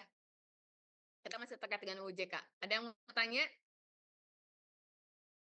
Jadi kenapa saya minta kalian membaca terkait dengan undang-undang tadi ya, entah mau dari yang 18 atau yang nomor 2 ya.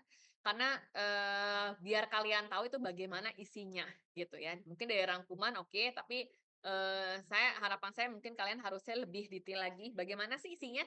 Minimal nggak usah baca semua, ada rasa penasaran, oke saya mau lihat nomor pasal berapa, terus kita lihat, apa sih, kayak gitu, ya. Itu boleh ya.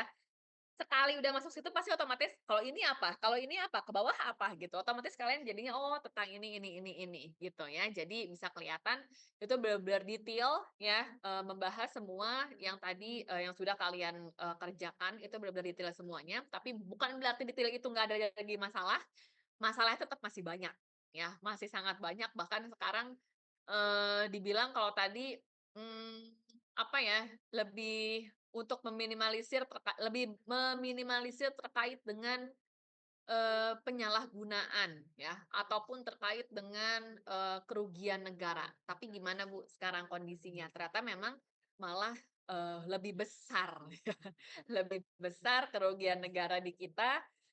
Kenapa kayak gitu ya? Nah, itu udah di luar dari undang-undang ya, padahal di undang-undang udah dijelasin ya, udah kita jelaskan. Jangankan gitu deh, nggak usah ke negara deh, project ya, project. Ibaratnya undang-undang di project apa? Kontrak ya undang-undang di project itu adalah kontrak. Terus kontraknya udah jelas nih, misalnya udah pakai FIDIK misalnya, eee apa namanya, ngadop dari FIDIK misalnya, tinggal di-modify sesuai dengan, teknis kalian punya seperti apa di lapangan ya. Tetap aja masalah ya, pada saat di ujung tetap aja ribut, tetap aja ada dispute, berantemlah atau seperti apa, tetap. Padahal di undang-undang udah jelas ada ya.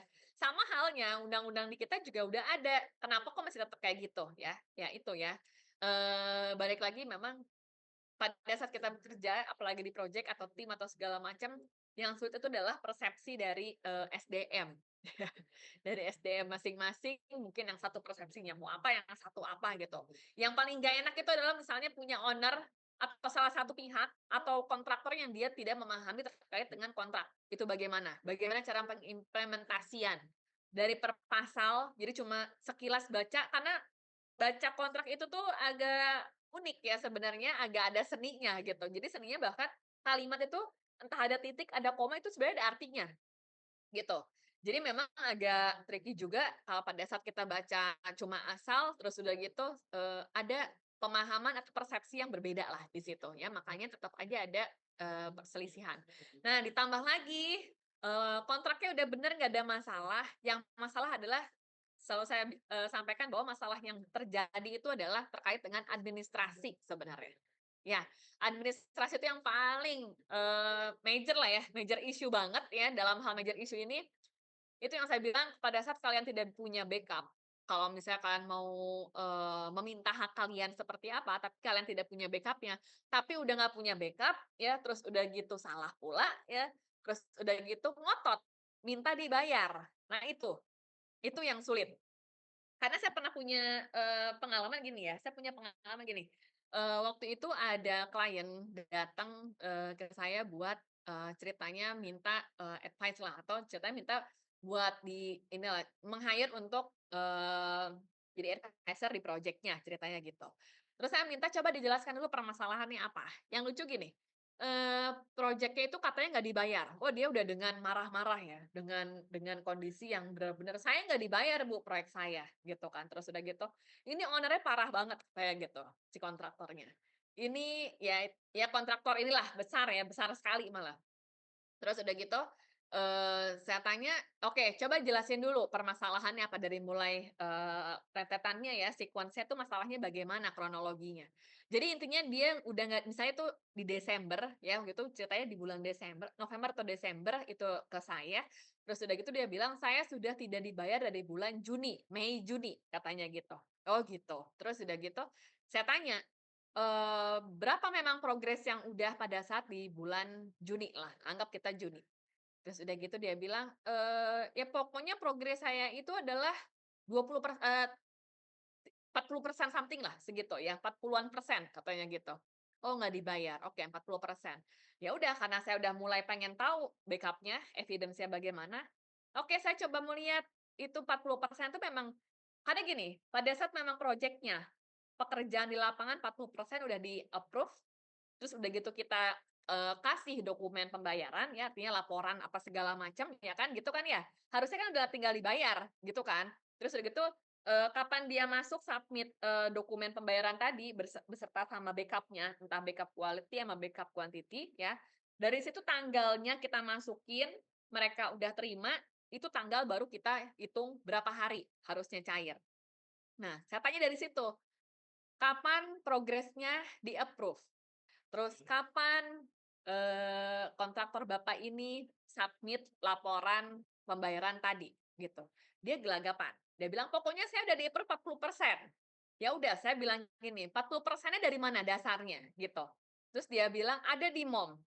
Oke, saya bilang, "Masih di MOM?" Gitu kan. Terus udah gitu, dia liatin MOM-nya. Ternyata di MOM-nya cuma ngomong, dia baru menyampaikan progres 40% dan belum ada join inspection, terus belum ada cek progres gitu kan. Terus udah gitu, ini saya tanya, "Ini belum dicek?" Terus udah gitu, "Ini belum join inspection kah di lapangan, ngelihat progres di lapangannya seperti apa?" Dia bilang, "Ya pokoknya saya udah bilang Bu, saya udah di-approve 40%." Terus saya tanya, "Di mana kalimat ini 40% udah di-approve?" Gitu. Dia bilang, "Ya saya yang penting udah submit 40%." "Di mana submit-nya?" "Ya di meeting." Lucu banget, ya. Terus saya bilang, saya cuma, "Gimana sih?" Gitu. Bisa-bisanya dia belum belum ngasih progres, belum belum menyampaikan progres dan backup-nya, terus dia bilang bahwa saya udah di-approve 40%, bahwa itu persepsinya dia. 40%. Terus udah gitu, berarti selama ini belum pernah kasih dokumen laporannya, kayak laporan bulanan atau apapun itu ke, owner-nya atau konsultannya? Belum. Terus saya bilang, "Bagaimana tahu kalau Anda itu adalah terlambat sekian bulan?" Gitu kan. "Kalau gitu saya nggak bisa ngitung delay payment, kan dari Bapak aja belum masukin," gitu kan. Terus dia bilang, "Oh iya, saya harus masukin dulu ya? Enggak, pertanyaan yang aneh," gitu. Itu saya pernah dapat kayak gitu ya. Jadi dalam hal kayak gitu aja tuh kontraknya nggak dibaca dan dia tidak memahami apa yang seharusnya prosedurnya bagaimana gitu. Jadi saya bingung, dia bilang, "Tapi Bu saya nggak dibayar-bayar." Itu salah sendiri. Kalau saya bilang itu salah sendiri karena dari tim kontraktornya juga tidak ada yang aware bahwa ini udah bulan November, bulan Desember dia belum masukin progres dari bulan Mei gitu. Sedangkan dia udah ngotot dari bulan Juni nggak dibayar katanya gitu. Lah, salah siapa kalau kayak gitu, ya. Hal-hal yang kayak gitu, ya itu ada, dan itu perusahaan besar loh, besar, besar banget. Saya kalau mau bilang salah satu BUMN karya, ya, itu salah satu BUMN karya dan projeknya dia design and build, proyeknya design and build. Saya bilang, "Waduh, ini kok bisa?" Gitu kan, perkara kayak gini kok jadi masalah, padahal sebenarnya masalahnya ada di dia, gitu ya. Dari situ akhirnya saya bilang, "Oh, kalau gitu saya, kalau kalau saya di-hire gitu saya juga nggak mau. Kalau saya juga malu sendiri dong, masa saya tiba-tiba datang ke owner-nya terus, apa namanya, saya minta bayaran lah, saya juga malu." Gitu. Kalau ditanya, "Ibu bagian apa, Bu?" "Saya bagian kontrak." "Lah, Ibu ngerti kontrak nggak?" Gitu kan, saya juga malu lah ya, gitu. Jadi saya bilang ya itu, saya lebih ngarahin aja, nge-advice bahwa memang yang seharusnya baca kontrak itu bagaimana. Ya ini senior sebenarnya ya. Timnya memang masih baru-baru lah, jadi memang kurang memahami, tapi proyeknya proyek besar ya. Proyeknya udah hampir ratusan miliar, di atas 500 miliar. Ya, proyek di atas 500 miliar, tapi implementasi kontraknya sayang banget ya, gitu. Ya, jadi belum tentu misalnya owner yang salah, enggak juga. Jadi dua dua belah pihak kemungkinan itu ya pasti ada, miss-nya tuh di mana gitu ya. Oke, sampai sini ada yang mau tanya dulu? Ini dulu lah, ya. Kan lumayan nih, libur lama, ya. Ini mah dikit, ya. Cuma saya minta tugas dari LPJK bagaimana. Jadi jangan cuma tugas LPJK adalah bla bla bla. Tugas yang belum adalah bla bla bla. Ya kalian coba jabarkan lagi, ya. Siapa tahu teman-teman di sini ada yang mungkin saya tahu LPJK, tapi sebenarnya saya nggak tahu LPJK itu ngapain. Kita cuma taunya LPJK ini yang bagian ngurusin sertifikat, misalnya kayak gitu, ya. Karena tapi nggak tahu seharusnya dia itu ngapain sih, gitu. Jadi biar kita tahu, mengeksplor lagi ya, mengelaborate masalahnya tuh, emang kenapa sih LPJK? Nah, itu mungkin atau ada isu apa sih di situ? Atau sebenarnya harusnya bagaimana? Nah, itu yang harus kalian coba kembangkan dari satu poin nih ya, satu apa namanya, pertanyaan ini, ya. Jadi lebih inilah, lebih coba dicari lagi ceritanya. Oke? Ada yang mau tanya? Bu, Silakan kalau izin ada yang Bu, mau mau tanya. tanya Bu. Ya, Bu. Siapa? Siapa ya? Dengan Atuti Aryadi. Oke, Mas Atuti, gimana? Bu, tadi kan dari berdasarkan metrik, di situ ada klausul tentang ketenaga kerjaan bersertifikasi. Mm-mm. Nah, yang seperti sudah dijabarkan tadi, ada yang berlisensi BNSP dan Mm-mm. segala macam juga yang dari Mm-mm. global Bu ya. Iya. Nah, namun yang kita dapatkan aktual di lapangan itu Bu, misalkan ada kita memverifikasi personal untuk tim project di awal, ada beberapa tim yang bersertifikasi BNSP dan juga ada yang bersertifikasi dari lisensi dari global. Contoh seperti inspektur welding itu ada Iya. CSI dan BNSP. Nah, Mm-mm. padahal secara requirement dan mungkin skill mereka itu sama Bu. Namun dari beberapa proyek yang dari internal negara kita sendiri itu lebih mengutamakan yang global itu. Nah, kalau kami dari tim verifikator kan sebenarnya kita sudah mengetahui nih, apalagi mungkin kita pernah berinteraksi atau pengalaman dengan beberapa personal tersebut. Namun regulasi itu seperti itu, Bu. Nah, menurut saya ini ada sedikit kontra, Bu, dari pendapat saya. Kenapa Mm-mm. dari pemerintah sendiri bahkan itu proyek yang plat merah Bu ya, Maunya lebih global, maunya internasional. mengutamakan itu. Artinya sementara BNSP sendiri kan lisensi dari kita nasional Bu ya. Iya, betul. Kenapa enggak yang ini di kita up? Artinya dari pihak internal kita sendiri juga seperti itu Bu. Nah itu satu. Iya, Kemudian betul. kedua Bu, kedua terkait ini Bu, yang kadang ada konflik di akhir apa segala macam. Mungkin Mm-mm. seperti pengalaman yang kita dapatkan itu ada beberapa subkon atau mainkon yang mereka kurang jeli membaca code dan standar encode di kontrak kerja awal Bu ya. Contoh seperti kita mengacu ke ASME, SNI dan segala macam. Nah, Iya, sedangkan SNI sendiri itu kan banyak mengadop dari code-code dari luar Bu ya. luar. Betul. Nah, itu. Di situ Bu yang kadang ada rancu karena kalau dari luar mereka sering revisi-revisi. Pun saya menginginkan juga sih. Ini berdasarkan fakta aktual Bu.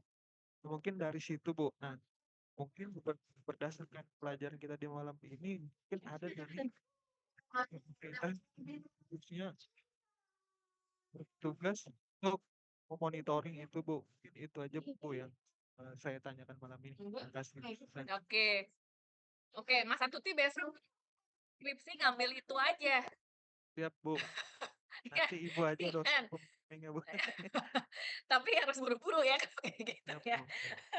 Itu memang memang jadi masalah sebenarnya. Karena SNI ini juga kita berubah-ubah ya, di mana pada saat kita mendesain juga jadinya ngefeknya kemana-mana ya. Kadang efeknya nanti ke biaya sebenarnya ya, itu benar-benar. Terus udah gitu terkait dengan tadi sertifikasi, memang betul. Kadang saya juga bingung, saya juga nggak ngerti ya pada saat pemerintah membuat, bahwa ini ada badan BNSP ini buat itu komplit sebenarnya, LPK dan LKP ya, gitu kan.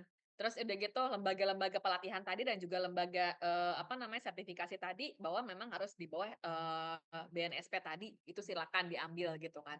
Tapi pada saat ada project yang memang yang kita pakai adalah internasional, lah saya juga sama, kayak gitu. Lah ini gimana ceritanya? Katanya maunya kita pakainya yang produk lokal, tapi harus pakai yang luar gitu kan. Saya juga sama, bingung dulu sampai dengan saat ini gitu.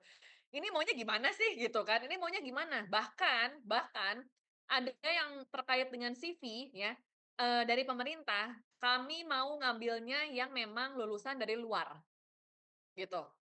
Lulusan bahkan, lulusan, pendidikan yang background-nya dari luar gitu. Berarti ibarat nanti kalau kita ambil, pemerintah sendiri aja dia tidak percaya dengan yang mereka buat sebenarnya, gitu kan ya, gitu. Memang betul, tapi kalau misalnya kita lihat secara harga sebenarnya ya, kalau secara biaya, yang tadi saya bilang, terkait dengan project management ini, yang entah schedule, entah apa, harganya sama loh, gitu. Buat saya harganya sama. Bahkan saya juga kemarin masalahnya saya pernah ngambilnya tuh yang lokal, saya pikir sama lah ya, begitu kan. Lumayan nih beda 5 juta, saya ngambil yang lokal aja deh karena saya pikir buat Indonesia. Ternyata mereka ngambilnya mintanya PMI. Saya juga kesel waktu itu, ini gimana sih gitu kan. Saya udah ngabisin 15 juta, udah sebulan setengah, ada ujian pula, sertifikasi apa segala macem, terus tiba-tiba dimintanya pakai yang PMI. Sama, Mas Satuti, saya juga hal yang sama gitu. Artinya ini bisa jadi masukan kita juga ya, bisa jadi masukan maksudnya dalam hal ini, dalam hal kita, disiplinnya ilmu ya, kita bisa ngasih masukan buat terkait dengan regulasi kita. Nah, bagaimana cara masukannya? Salah satunya adalah dari skripsi kita ya, dari nanti penelitian kalian punya, di mana penelitian kalian ini yang kalau saya tuh biasanya dari skripsi yang ada, saya akan jadikan dia jurnal. Gitu, jurnal ini yang nanti bakalan bisa ke-publish otomatis, gitu. Itu bisa kebaca kemana mana. Nah, itulah yang jadi masalah. Dan kalau udah publish itu lebih enak, kita mau bawa kemana mana itu kita bisa sampaikan masalah itu, gitu ya. Karena itu udah ada data, gitu. Udah ada data itu lebih enak. Lebih enaknya lagi misalnya nggak cuma case-nya satu project, ada beberapa project, itu lebih enak lagi, itu lebih baik ya. Nah, itu satu terkait dengan sertifikasi. Nah, itu, eee ya memang kontrak sih ya, memang betul kontrak. Jadi itu menjadi satu permasalahan kita ya, itu artinya itu adalah terkait dengan tantangan yang tadi Mbak Tara sampaikan, terkait dengan sertifikasi. Dalam hal dia mahal dan ternyata yang lokal pun nggak semua bisa dijadikan, acuan gitu kan ya, nggak bisa dijadikan, "Oke ini boleh," gitu, artinya dia bisa qualified gitu. Nggak juga ternyata, bahkan mereka juga mintanya dia PSN nasional, tapi dia minta yang luar, gitu. Nah, itu yang jadi pertanyaan. Yang kedua, sama hal terkait dengan KOD, ya. KOD ini adalah SNI. Nah, SNI ini biasanya KOD-nya ngambil dari, STA, apa, ASTAS, saya lupa ASTA, misalnya STM. dari Amerika. Ya macam-macam ya. Dari Amerika, rata-rata Amerika gitu kan. Terus udah gitu dari mana, dia ngadopnya dari mana. Pada saat mereka berubah-berubah, terus kita bagaimana? Gitu kan. Nah, itu jadi masalah juga, SNI. Cuma kalau saya udah kalau masukin SNI ya, makanya pada saat di awal ya, kontraktor ataupun pokoknya memang yang memang dia sifatnya, eee, ada kewajiban untuk mendesain, itu yang harus diklarifikasi di awal dan kita samakan persepsi antara pihak owner dan juga nanti kontraktor. Artinya kan dia kontraktornya design and build ataupun dia, apa namanya, EPC ataupun memang hanya dia konsultan, engineering-nya, perencananya. Nah, dia harus, meng-clarify di situ, bahwa nah, ini yang jadi masukan saya juga yang maksudnya terkait dengan bagian perencana ya, karena gini, pada saat jadi konsultan perencana ada yang tapi mudah-mudahan sekarang udah mulai lebih baik ya sebenarnya. Mereka nggak cuma dia ngitung, ya udah ngitung aja gitu. Ngitung, mendesain, ya udah mendesain. Tapi terus ngelihat aturan yang ada dan bahkan ngadop yang sebelum proyek. Rata-rata kayak gitu. Tanpa melihat bagaimana update-nya, ke depannya bagaimana, apakah sudah ada yang terbarukah? Nah itu. Jadi kalau menurut saya ada bank data ya terkait dengan, standar ya, terutama untuk, para engineering company ini ya, jadi bagaimana perubahan di situ. Dan itu harus disampaikan di awal siapa tahu spek yang diberikan dari pihak owner itu ternyata udah dari ini ya, dari aturan standarnya ternyata memang sudah tidak dipakai. Nah, itu yang harus kita clarify benar-benar. Karena di sini masalahnya di situ. Masalah administrasinya tidak pernah diklarifikasi pada saat nanti di tengah gitu kan, udah nggak sesuai. Padahal sebenarnya pada saat di awal tender itu sudah disampaikan bahwa ini memang udah berubah. Ya, tapi karena nggak ada yang aware di awal, jadinya pada saat di tengah-tengah lapangan, pada saat pelaksanaan, pas kita tahu, ah ini udah nggak sesuai gitu kan, terus harus diganti. Kalau udah ganti, artinya udah ngeganti biaya, otomatis ke waktu, biaya sama waktu. Nah itu akan jadinya bisa jadi nanti cost of rangka, secara waktu, jadi banyak dirugikan gitu. Jadi sebenarnya yang aware semua pihak di sini ya. Misalnya tadi Mas Atuti memang bagian terkait dengan berarti pada ini ya, tender stage ya. Mas Atuti punya pada saat di awal ya, tender ya. Nah, itu lebih sebenarnya ya, kita bagian tender itu lebih sulit loh daripada pada saat implementasi. Ya enggak?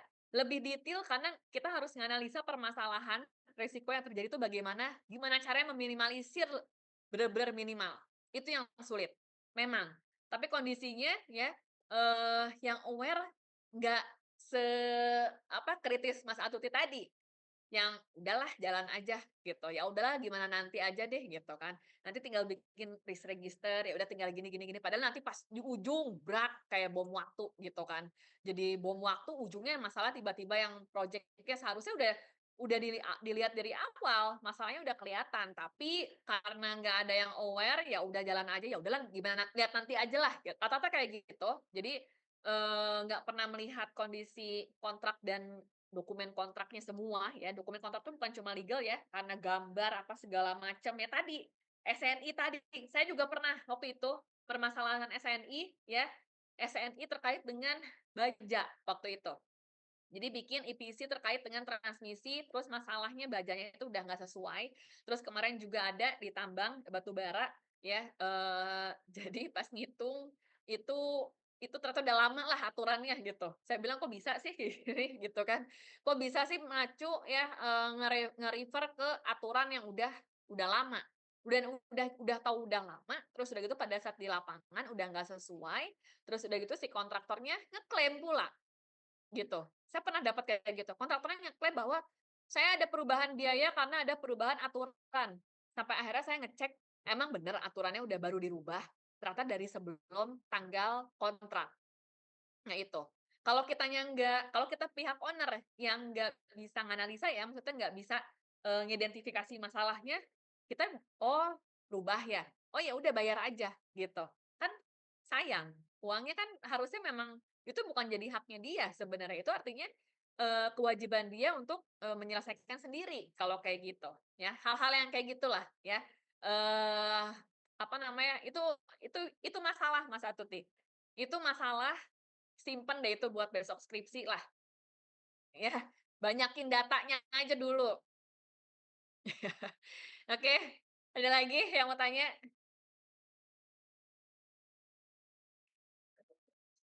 Silakan, ada lagi yang mau tanya? Siapa yang mau tanya? Ada? Sudah cukup?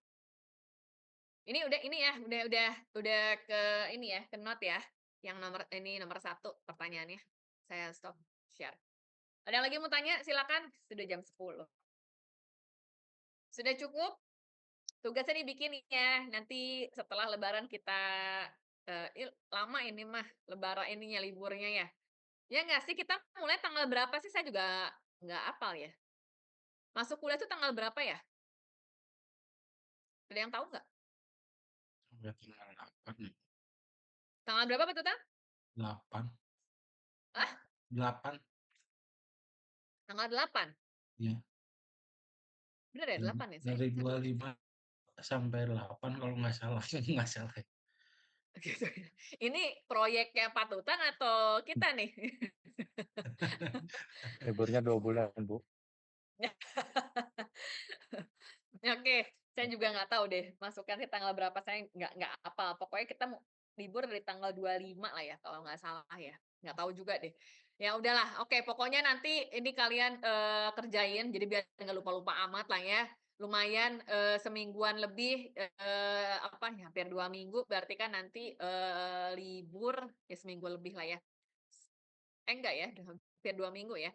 Jadi kalian kerjain itunya, tugasnya ya, dicoba baca-baca, tetap baca-baca ya. Terus, bukan berarti kita liburan, santai boleh, kan bacanya sambil santai ya kan. Saya nggak nyuruh kalian yang gerabak-gerubuk, enggak, santai aja gitu kan. Jadi sambil sambil mengeksplorasi Google, sekarang kan kita banyak Google, ada ChatGPT, tapi tetap ya harus ada sumbernya ya, resource-nya, kalian dapat source-nya dari mana, ya biar lebih enak ya. Jadi nggak cuma jangan jangan terjebak dengan ChatGPT, ya kalau kalian baca nanti nggak nyambung takutnya. Oke, cukup kalau begitu, kita ketemu lagi nanti ya setelah lebaran, ya mudah-mudahan, sehat semua. Ini pada pulang kampung ya berarti ya? Enggak Bu, masih di proyek? Masih pada di proyek ya? Atau liburnya cuma ini doang, lebaran satu, lebaran 2 kayak gitu? Liburnya bentar, Bu. Nah iya pastilah, di proyek kan mana ada yang seminggu aja udah alhamdulillah ya, gitu. Saya juga pernah kok, tenang aja. Saya Saya saya sama saya Senin ke Senin kerja. saya juga masih di Maluku, Bu. Tuh kan, masih di sana. Iya. Paling Hamin-Hamin 1 lah ya, baru pulang, Hamin 2 ya? Ya, itu juga kalau di sini lagi cuacanya lagi buruk, nanti kalau misalnya ombaknya lagi gede nggak bisa pulang juga. Walah. Oh lewat, oh pakai ini ya? Pakai Oh mau kapal nggak mau dia besar. nyebrang dulu Ya, ya? iya.